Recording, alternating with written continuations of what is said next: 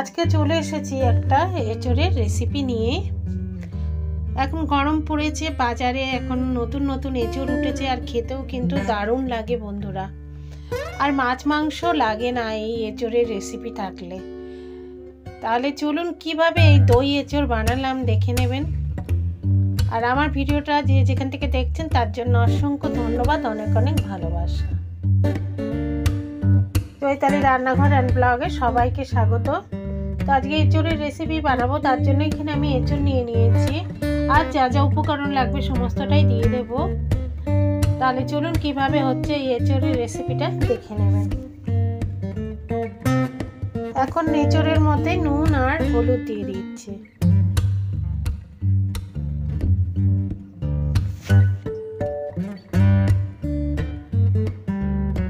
গ্যাসে বসিয়ে দিচ্ছি। তো এটা পুরো সেদ্ধ করব না, কিন্তু অল্পই হালকা মতো করে নামিয়ে নেব। এঁচোড়টা হালকা সেদ্ধ হয়ে গেছে, এখন আমি নামিয়ে জলটা ছেঁকে নেব। এখানে আমি আলু কেটে নিয়েছি, 1.5 খানা পেঁয়াজ নিয়েছি, একটা টমেটো, আদা, রসুন, কাঁচা লঙ্কা এটা পেস্ট করে নেব। আর নিয়েছি টক দই, টক দইটা আমি ফেটিয়ে নেব। একটা কড়া বসিয়ে আমি সরষের তেল অ্যাড করে দিলাম। তেল গরম হয়ে গেছে, এখন আমি তেলের মধ্যে আলু আর এঁচোড়টা ছেড়ে দিচ্ছি।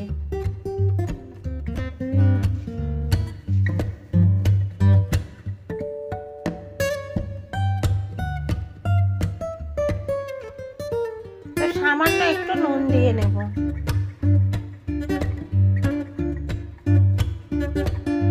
দিয়ে আবারও আমি নাড়াচাড়া করে নিচ্ছি। তো এঁচোড় আলুটা ভাজা হয়ে গেছে, এখন আমি নামিয়ে নিচ্ছি। এখন আমি কড়ার মধ্যে আরেকটু তেল দিয়ে দিচ্ছি। তেল গরম হয়ে গেছে, এখন আমি গোটা জিরে 1/2 চা চামচ আর এখন দিয়ে দিচ্ছি এলাচ 2টো আর 2টো লবঙ্গ আর দারচিনি আর দিয়ে দেবো একটা তেজপাতা। তো সমস্ত ফোড়নটা ভালো করে ভেজে নেব। এখন ফোড়নটার খুব সুন্দর গন্ধ বেরিয়ে গেছে। এখন আমি সেই 1.5 খানা পরিমাণ পেঁয়াজ রেখেছি, সেই পেঁয়াজগুলো ছেড়ে দিলাম। এখন পেঁয়াজটা একটু লাল করে ভেজে নেব। তো পেঁয়াজটা ভাজা হয়ে গেছে, এখন আমি আদা রসুন কাঁচা লঙ্কার পেস্টটা দিয়ে দিলাম, একটু বাটি ধুয়ে জলটা দিয়ে দিলাম, দিয়ে ভালো করে একটু নাড়াচাড়া করে দিচ্ছি। এখন যে বাদ বাকি মশলাগুলো আছে সেগুলো আমি এখন একে একে অ্যাড করে দেব। 1.5 চা চামচ দিয়ে দেব এখন হলুদ গুঁড়ো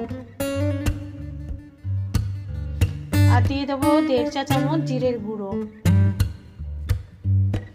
1 চা চামচ দিয়ে দিচ্ছি ধনের গুঁড়ো,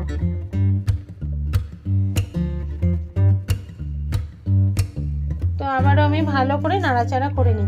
মশলাটা খুব ভালো করে কিন্তু কষে নিতে হবে। 1/2 চামচ পরিমাণ দিয়ে দিলাম কাশ্মীরি মির্চি আর দিয়ে দিলাম একটা টমেটো। একটু ভালো করে নাড়াচাড়া করে নিচ্ছে। আঁচটা কিন্তু লো টু মিডিয়াম করেই আমি মশলাটা কষছি। এখন আমি সেই টক দই রেখেছি 2 চামচ পরিমাণ, বড় চামচের সেই টক দইটা এখানে অ্যাড করে দিলাম। এবং টক দইয়ের বাটিটা ধুয়েও একটু আমি জল দিয়ে দিলাম। দিয়ে আবারও আমি ভালো করে কষে নিচ্ছি। আর আঁচটা কিন্তু লো টু মিডিয়াম করেই কষতে হবে, যেহেতু দই দিয়েছি। মশলাটা অনেকটাই কষে এসছে, এখন আমি এঁচোড় আর আলুটা দিয়ে ভালো করে একটু মশলার সাথে কষে নেব। আর থালাটা ধুয়ে জলও দিয়ে দিলাম, কেননা ওর মধ্যে অনেকটা তেল লেগে আছে বলে। তাই খুব ভালো করে কষে নিচ্ছি।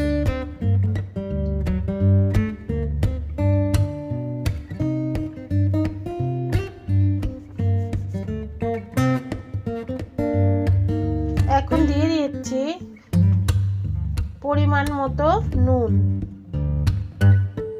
আর স্বাদের ব্যালেন্সের জন্য দিয়ে দেবো একটু চিনি।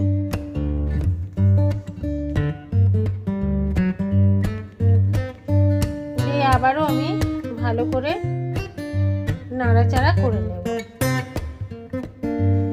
একদিকে আমি গরম জলও হতে দিয়ে দিয়েছি।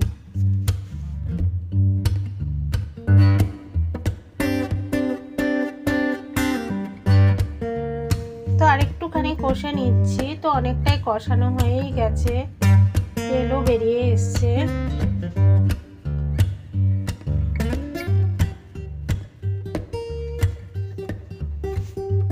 এখন আমি গরম জল অ্যাড করে দিলাম, ভালো করে নাড়াচাড়া করে নিচ্ছি।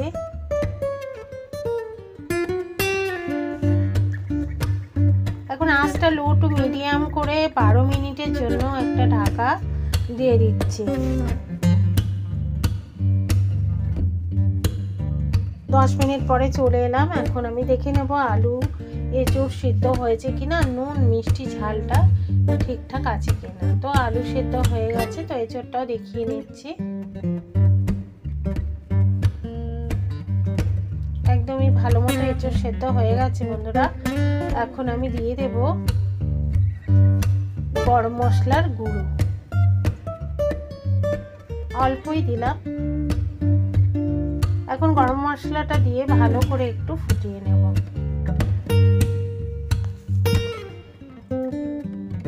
গরম মশলা দিয়ে একটু ফুটিয়ে নিলাম, রান্নাটা হয়ে গেছে। দই এঁচোড় এখন আমি সার্ভ করে দেবো। Almost done. দই এঁচোড় এখন সার্ভ করে দিচ্ছি। তো এই এঁচোড় থাকলে কিন্তু মাছ মাংসর একদমই প্রয়োজন হয় না, এঁচোড় দিয়েই কিন্তু ভাত খাওয়া হয়ে যায়। তো বন্ধুরা একবার এইভাবে বানিয়ে খেয়ে দেখুন। আর এই গরমকালে তো নতুন নতুন এঁচোড় উঠলে খেতেও কিন্তু দুর্দান্ত লাগে বন্ধুরা।